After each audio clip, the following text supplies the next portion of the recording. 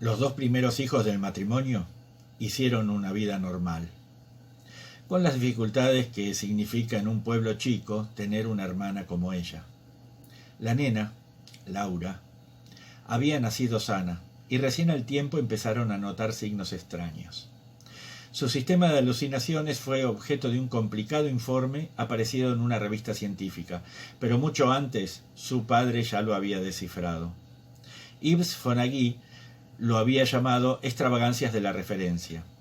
En estos casos, muy poco frecuentes, el paciente imagina que todo lo que sucede a su alrededor es una proyección de su personalidad.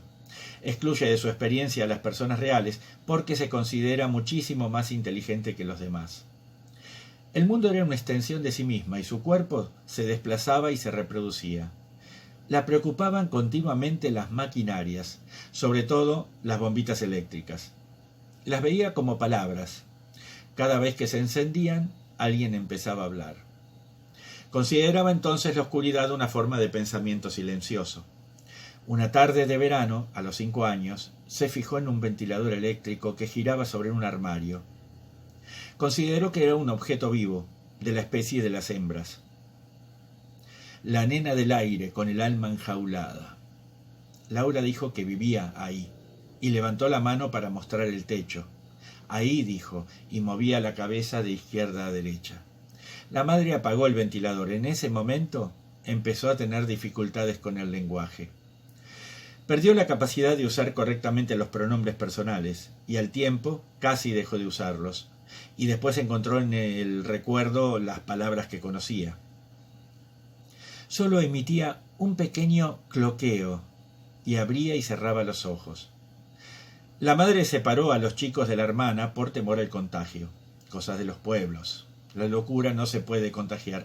Y la nena no era loca. Lo cierto es que mandaron a los 2 hermanos internos a un colegio de curas en Del Valle. Y la familia se recluyó en el caserón de Bolívar. El padre enseñaba matemáticas en el Colegio Nacional y era un músico frustrado.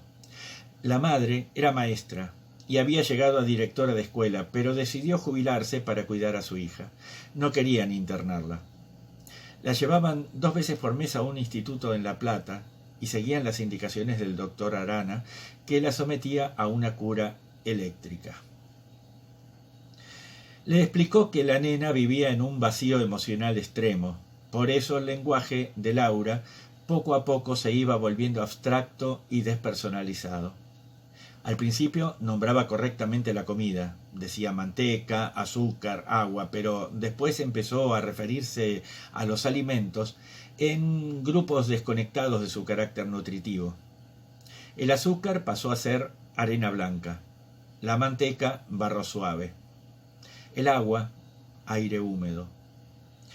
Era claro que al trastocar los nombres y al abandonar los pronombres personales, estaba creando un lenguaje que convenía a su experiencia emocional. Lejos de no saber cómo usar las palabras correctamente, se veía ahí una decisión espontánea de crear un lenguaje funcional a su experiencia del mundo. El doctor Arana no estuvo de acuerdo, pero el padre partió de esa comprobación y decidió entrar en el mundo verbal de su hija.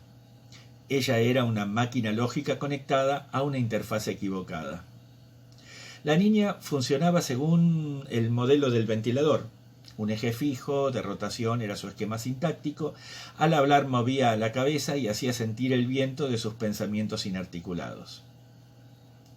La decisión de enseñarle a usar el lenguaje suponía explicarle el modo de almacenar las palabras.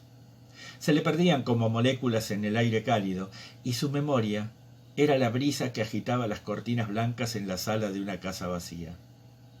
Había que lograr llevar ese velero al aire quieto. El padre abandonó la clínica del doctor Arana y comenzó a tratar a la niña con un profesor de canto. Necesitaba incorporarle una secuencia temporal y pensó que la música era un modelo abstracto del orden del mundo. Cantaba arias de Mozart en alemán, con Madame Zelensky, una pianista que dirigía el coro de la iglesia luterana de Encarué. La nena, sentada en una banqueta, aullaba siguiendo el ritmo y Madame Zelensky estaba aterrorizada, porque pensaba que la chica era un monstruo. Tenía 12 años y era gorda y bella como una Madonna, pero sus ojos parecían de vidrio y cloqueaba antes de cantar. Era un híbrido la nena para Madame Zielinski, una muñeca de goma pluma, una máquina humana sin sentimientos y sin esperanzas. Cantaba a los gritos y desafinaba, pero empezó a ser capaz de seguir una línea melódica. El padre estaba tratando de incorporarle una memoria temporal, una forma vacía hecha de secuencias rítmicas y de modulaciones. La nena carecía de sintaxis, carecía de la noción misma de sintaxis. Vivía en un universo húmedo.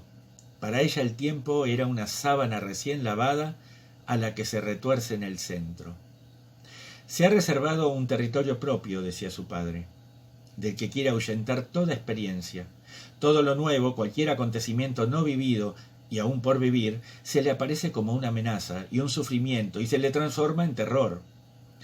El presente petrificado, la monstruosa y viscosa detención, la nada cronológica, solo puede ser alterada por la música.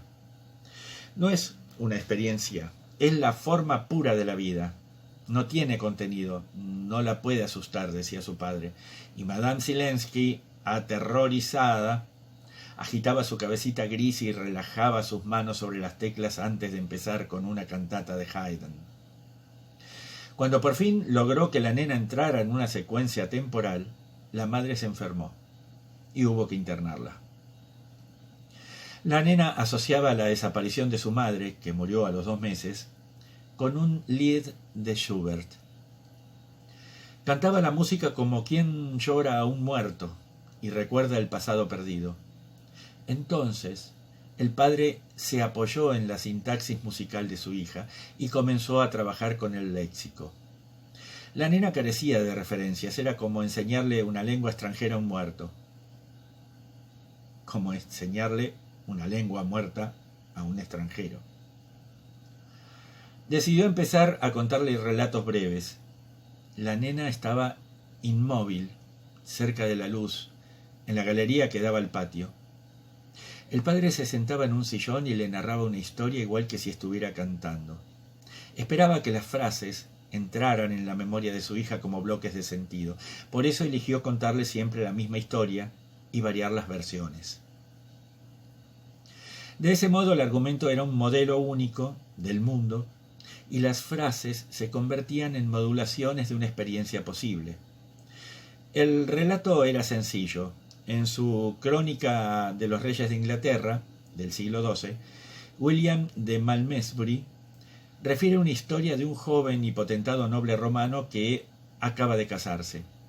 Tras los festejos de la celebración, el joven y sus amigos salen a jugar a las bochas en el jardín. En el transcurso del juego, el joven pone su anillo de casado, porque teme perderlo, en el dedo apenas abierto de una estatua de bronce que está junto al cerco del fondo. Al volver a buscarlo, se encuentra con que el dedo de la estatua está cerrado y que no puede sacar el anillo.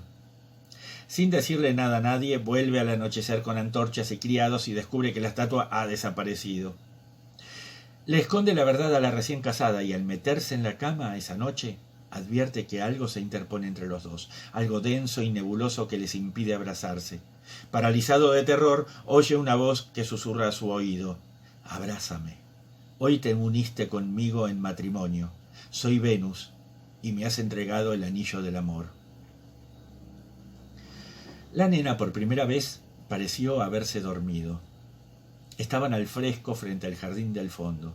No parecía haber cambios. A la noche se arrastró hacia la pieza y se acurrucó en la oscuridad con su cloqueo de siempre.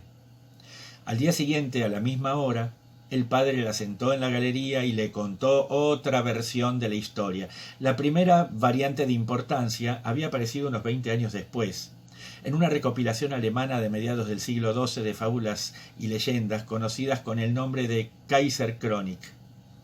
Según esta versión, la estatua en cuyo dedo el joven coloca su anillo es una figura de la Virgen María y no de Venus. Cuando trata de unirse con la recién casada, la Madre de Dios se interpone castamente entre los cónyuges, suscitando la pasión mística del joven. Tras abandonar a su mujer, El joven se hace monje y entrega el resto de su vida al servicio de Nuestra Señora. En un cuadro anónimo del siglo XII se ve a la Virgen María con el anillo en el anular izquierdo y una enigmática sonrisa en los labios. Todos los días, al caer la tarde, el padre le contaba la misma historia en sus múltiples versiones. La nena que cloqueaba era la Anti Scheherazade, que en la noche recibía de su padre el relato del anillo contado 1 y 1000 veces. Al año, la nena ya sonríe, porque sabe cómo sigue la historia, y a veces se mira la mano y mueve los dedos como si ella fuera la estatua. Una tarde, cuando el padre la sienta en el sillón de la galería, la nena empieza a contar ella misma el relato. Mira el jardín y con un murmullo suave da por primera vez su versión de los hechos. Mouvo miró la noche. Donde había estado su cara apareció otra, la de Kenia. De nuevo la extraña risa. De pronto Mouvo estuvo en un costado de la casa y Kenia en el jardín, y los círculos sensorios del anillo eran muy tristes, dijo. A partir de ahí, con el repertorio de palabras que había aprendido con la estructura circular de la historia, fue construyendo un lenguaje, una serie ininterrumpida de frases que le permitieron comunicarse con su padre. Durante los meses siguientes fue ella la que contó la historia, todas las tardes en la galería que daba al patio del fondo. Llegó a ser capaz de repetir palabra por palabra la versión de Henry James, quizás porque ese relato era el último de la serie. La acción se ha trasladado a la Roma del Risorgimento, en donde una joven y rica heredera americana, en uno de esos típicos enlaces jamesianos, contrae matrimonio con un noble italiano de distinguida alcurnia, pero venido a menos. Una tarde unos obreros que realizan excavaciones en los jardines de la villa desentierran una estatua de Juno. El señor conde siente una extraña fascinación ante esa obra maestra del mejor período de la escultura griega. Traslada la estatua a un invernadero abandonado y la oculta celosamente a la vista de todos. En los días siguientes transfiere gran parte de la pasión que siente por su bella mujer a la estatua de mármol y pasa cada vez más tiempo en el salón de vidrio. Al final, la condesa, para liberar a su marido del hechizo, arranca el anillo que adorna el anular de la diosa y lo entierra en los fondos del jardín. Entonces, la felicidad vuelve a su vida. Una llovizna suave caía en el patio y el padre se hamacaba en el sillón. Esa tarde, por primera vez, la nena se fue de la historia. Como quien cruza una puerta, salió del círculo cerrado del relato y le pidió a su padre que comprara un anillo, un anello de oro para ella. Estaba ahí, canturreando y cloqueando, una máquina triste, musical. Tenía 16 años, era pálida y soñadora como una estatua griega. Tenía la fijeza de los ángeles.